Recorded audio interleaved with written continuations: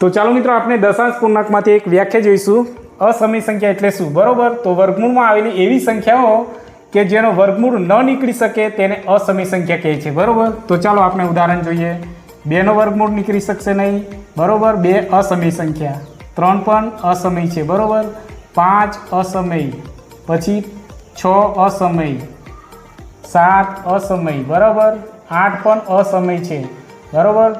તો જો મિત્રો આ રીતના 4 છે. બરાબર. તો 4નો આપણે વર્ગમૂળ નીકાળી શકીએ. 2નો વર્ગ. બરાબર. તો એ વર્ગમૂળમાંથી બહાર નીકળી શકે છે. બરાબર. એ જ રીતના આપણે 9 જોઈએ તો 3 તરી 9. બરાબર. તો 3નો વર્ગ. તો અહીં વર્ગમૂળમાંથી 3 નીકળી શકે છે.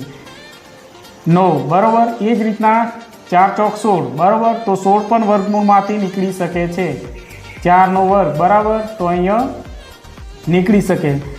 તો જો મિત્રો અહીંયા નીચેનામાંથી અસમય સંખ્યા કઈ છે? તો ઓપ્શન નંબર કઈ છે?